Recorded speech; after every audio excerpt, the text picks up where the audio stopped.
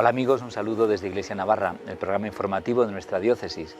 Feliz Pascua de Pentecostés, la gran solemnidad de Pentecostés que culmina ya y cierra la Pascua. Por eso aquí hemos traído a dos invitados de honor para acabar la Pascua por todo lo alto. Don Manuel Ilundain, de Huarte, y don José Simón Suescun, de Pamplona. Los dos homenajeados porque estamos celebrando este año sus bodas de oro sacerdotales. Se ordenaron hace 50 años. Bienvenidos, enhorabuena. Sí, muchas gracias. Y en compañía de toda la diócesis, el día 11 de mayo, ahí tuvimos la celebración, ¿no? San Juan de Ávila. Sí.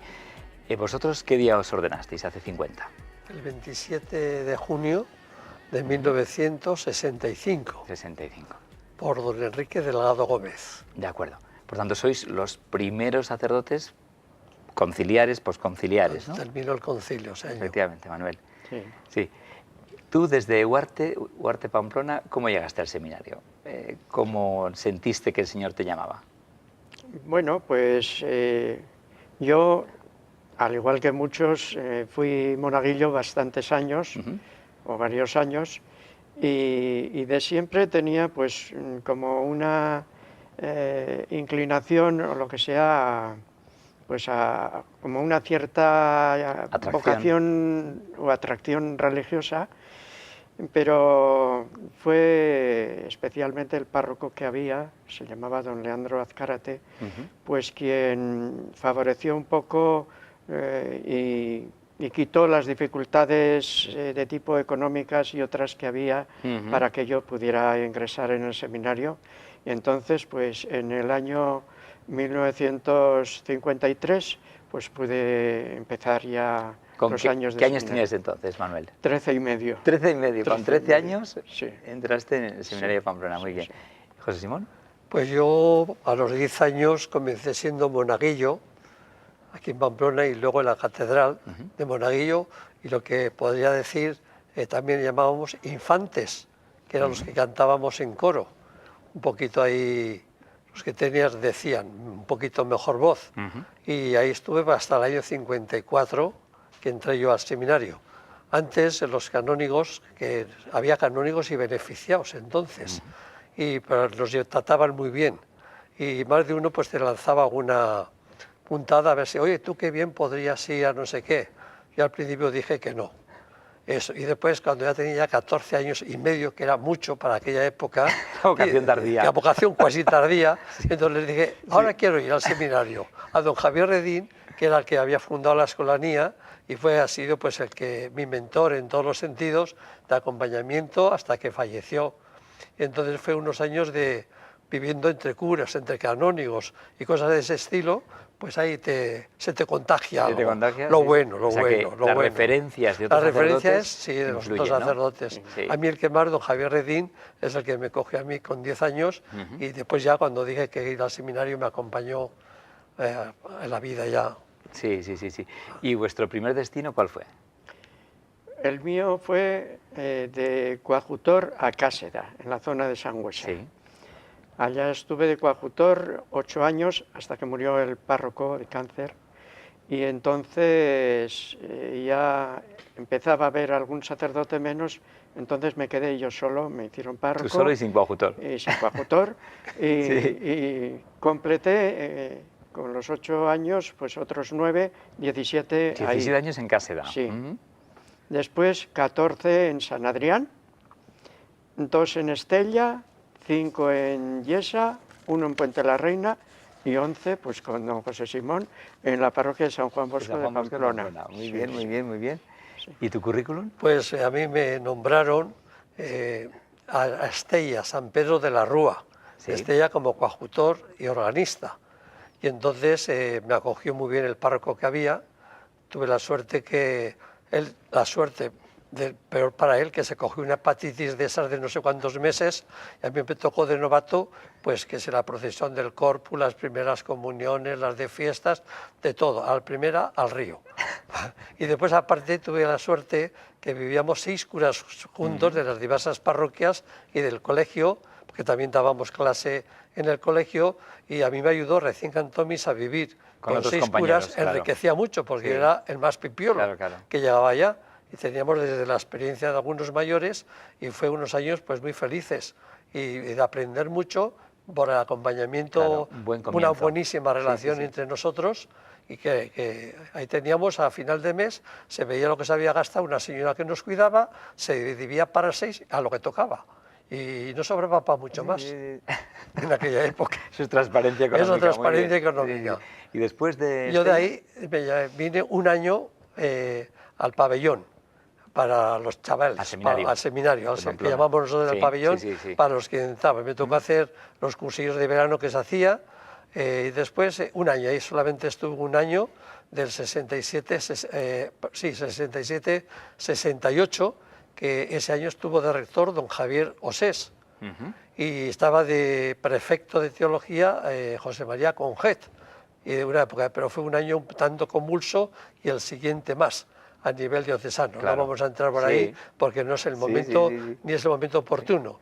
Yo después de ahí, después de un año, pues ya salí y la providencia, yo no digo la casualidad, la providencia que don Pedro Alfaro, en paz descanse, una vez salí sustituir al organista Lino Tano, y entonces me había conocido desde chico, pues me pasaba a su casa por el coro, y me dice, oye, ha quedado libre la organistería de Cristo Rey, ¿por qué no la pides? Y a don Javier Redín le dije, me han dicho que está libre la organistería de Cristo Rey. Fue don Javier, estuvo con don Nicolás, y en 48 horas estaba ya en Cristo Rey. Y ahí estuve solamente 27 años. 27 años en Cristo Rey. Fui con 28 años y salí ya maduro con 55. Ahí me tocó de todo, cuando era joven, trabajar con jóvenes, con mayores. Y el momento muy bueno también del barrio. Sí, un momento muy bueno, de buena parroquia, en todo sentido, con coro, con organista, en fin, entretenido. Y de ahí directamente ya salí 27, y después de ahí, pues es cuando ya salté me mandó don Fernando como párroco a San Juan Bosco, el año 95, y entonces estuve yo hasta el año 2010, que es cuando yo por decisión, después de consultar a los compañeros y después de también consultarlo con don Francisco, pues entonces yo le dije, creo que 70 años es un momento oportuno, girar la rueda y cambiamos, cada uno se coloca en distintos sitios.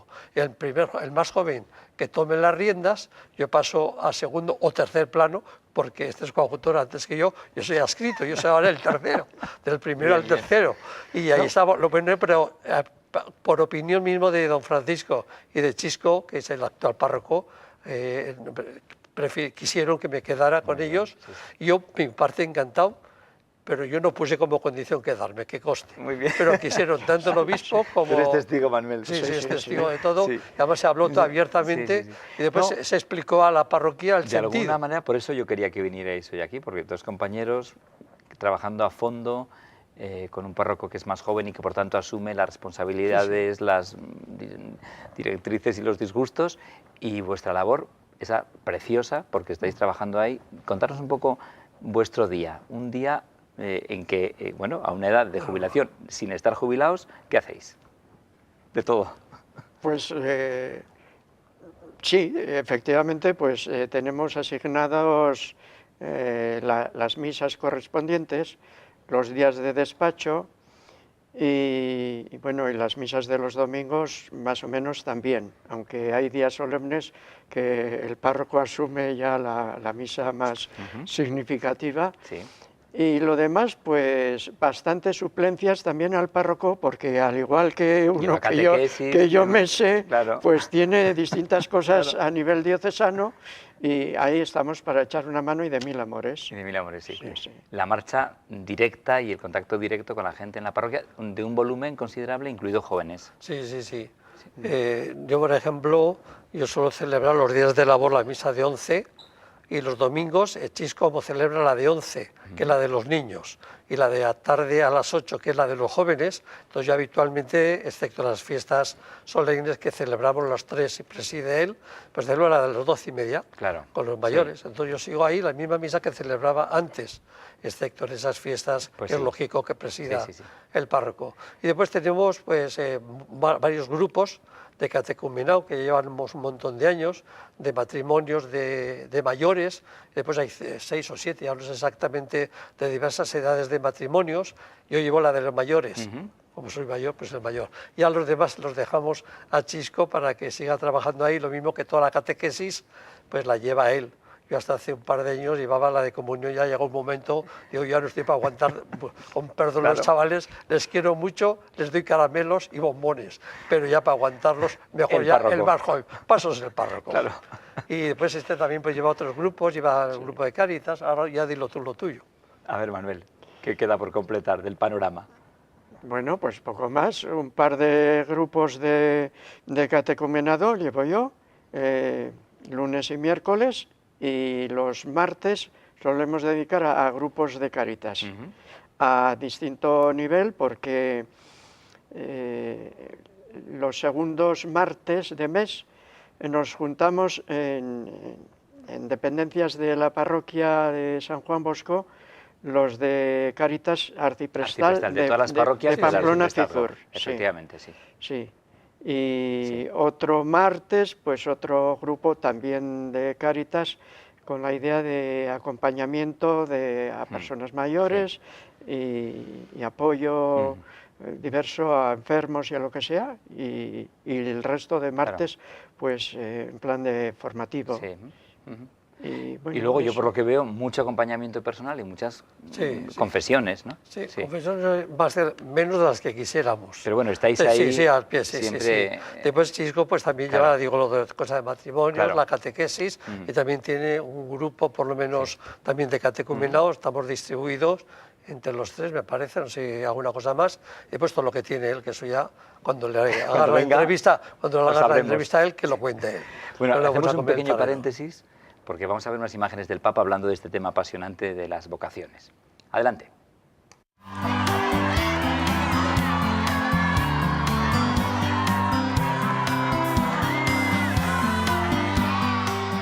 Come si deve fare per diventare sacerdote? Dove si vendono le entrate? No, non si vendono. Questo è una cosa che l'iniziativa la prende il Signore.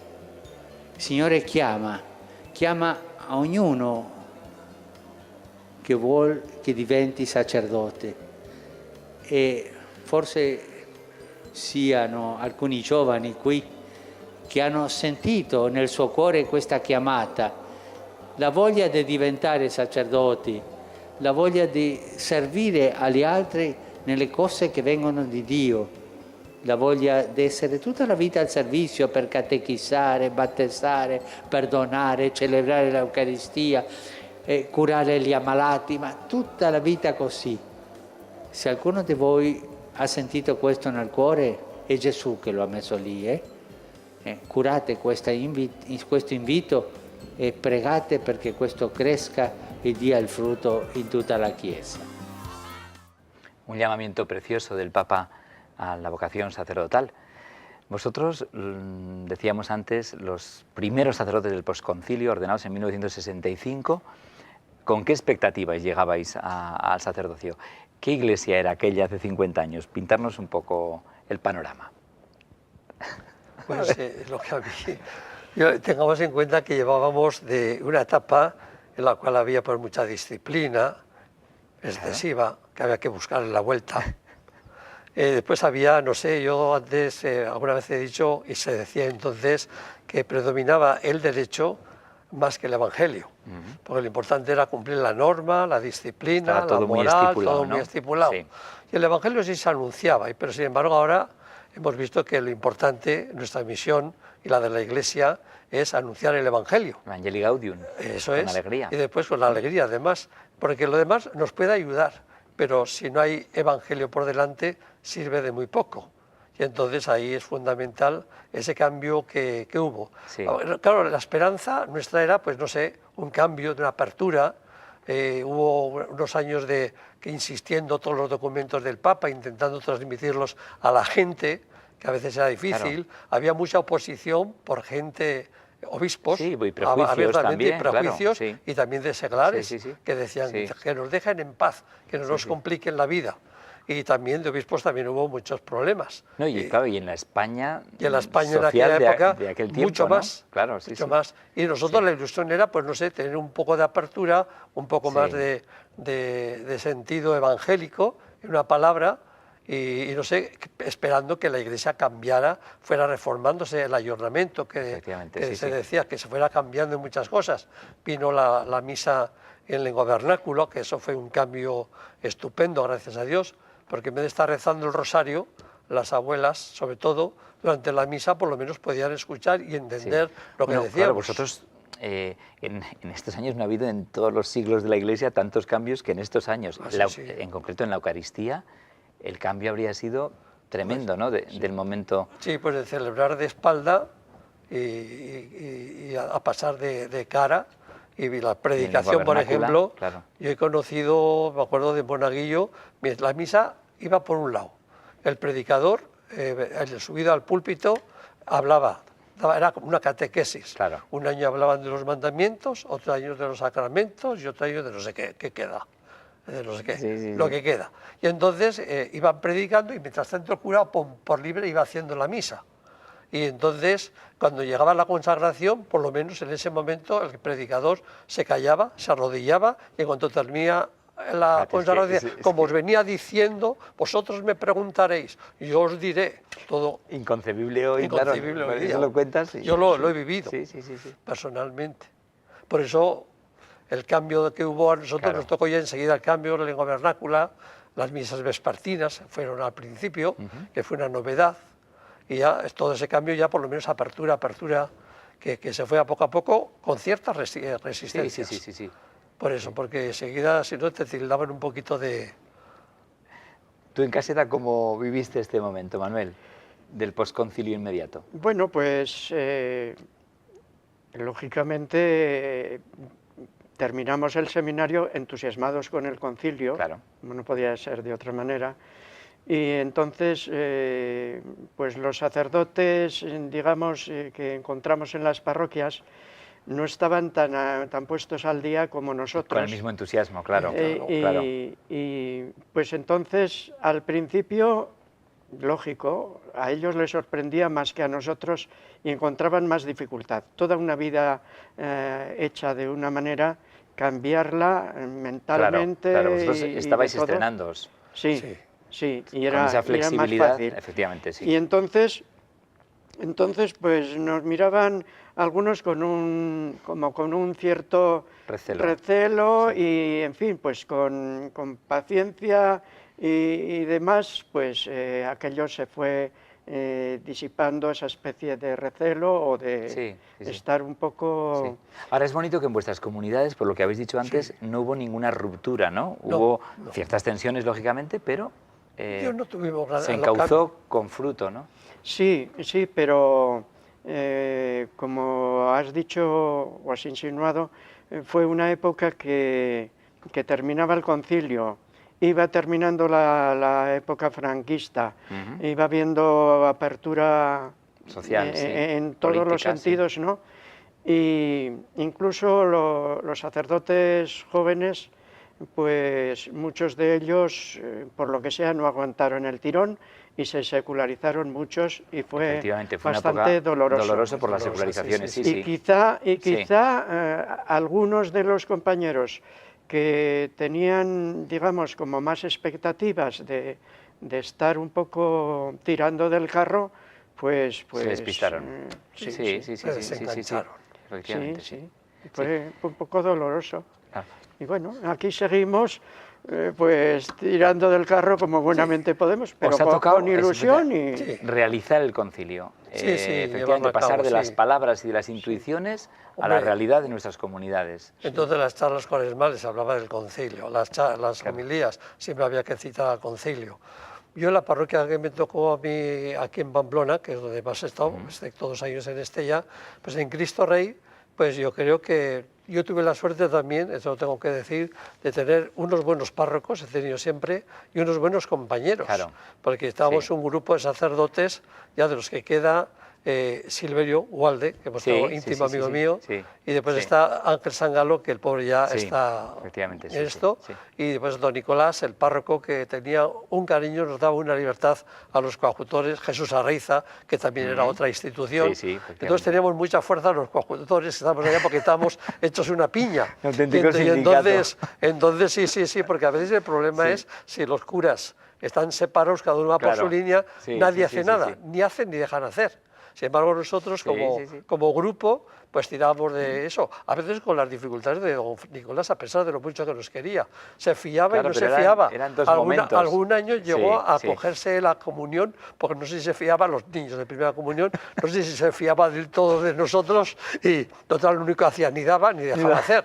Porque se los cogía él. Después nos dejaba a nosotros 10 minutos, ni hacía él, ni nos dejaba hacer a nosotros. Pero aguantó un año. Se dio cuenta que no estaba para eso y volvimos nosotros. Y teníamos un colegio, que eso daba también mucha apertura, mucho profesorado. O sea que fue una época muy interesante. Sí. Nos vamos un momento con el Papa porque habían hecho unas preguntas sobre la vocación y nos va a dar pie para comentarlas un poco antes de terminar. Adelante. Tanto padre, en nuestros países muchas veces nos faltan vocaciones, usted lo sabe muy bien. ¿Qué le diría usted a un joven que siente la vocación en este momento a la vida sacerdotal o a la vida religiosa? Que se deje mirar por Jesús, porque el que lo llama no es ni el cura, ni el obispo, ni el papa, es Jesús que lo está mirando con cariño, le muestra la gente, le muestra la necesidad del pueblo de Dios y le dice, si querés, ayúdame. O sea, que se deje mirar por Jesús, eso es lo que le digo. Muy bien. Y que todos los días se deje mirar un rato por Jesús. Muy bien. Principal. ¿Y qué le diría a un joven que sintiendo la vocación, o a una joven que sintiendo la vocación, se niega o le cuesta dar el paso, tiene miedos? Y eso le pasó a Jesús, cuando aquel joven que era tan valioso, tenía todas las virtudes, un hombre bueno, un joven bueno, y no se animó. Y a Jesús le vino tristeza. Yo le diría, mirá, si vos no lo seguís, sos libre. Pero mirá la tristeza que provocás en el corazón del Señor y la tristeza que provocás en tantos corazones que no van a poder solucionar sus problemas porque le va a faltar un sacerdote. Excelente. Que se animen, que no sean tontos. Que gracias, el Señor cuando agarra de la mano nunca deja solo. Sí. Gracias, Antonio. El Papa tan directo que siempre, ¿verdad? Pues da gusto. ¿Y vosotros qué diríais a un joven con inquietud? Primero a los que van a empezar. O a los que van a empezar, sí. Bueno, el día 21 de junio, el próximo mes, se ordenan 5 como sacerdotes. Diáconos como sacerdotes. ¿Qué les diríais? Yo les diría, en primer lugar, que no tengan miedo. Como suele decir el Papa muchas veces, que no tengan miedo. Creo que vivimos en una sociedad que tiene mucho miedo al para siempre. Sí. Y el sacerdocio es para siempre. Si de verdad el Señor les ha llamado, se ha fijado en ellos, no por sus cualidades, sino porque el Señor ha querido, nunca, como ha dicho el Papa, nunca les va a abandonar, si son fieles a esa llamada. Y después que, como el Papa insiste mucho, olor a oveja, no demasiado a colonia cara, ni a coches tintados. Es decir, que la gente nos vea cercano, próximo y muy dialogantes, que seamos nosotros los que vayamos a su encuentro. Perfecto, José Simón. Menos de 15 segundos, Manuel, tus últimas palabras aquí. Sí, pues que estén un poco en consonancia con la gente, que procuren ser pues muy humanos, muy normales, y ánimo, adelante. Ánimo y adelante, que no tengan miedo. Muchísimas gracias a los dos, enhorabuena, que sigamos celebrando vuestras bodas de oro en este año de bendición. Gracias. Pues nada más, hasta pronto. Gracias. Sí. Feliz Pascua de Pentecostés. Eso, es que el Espíritu nos ilumina a todos. Muy bien. Adiós. Y gracias a todos vosotros. Perfecto.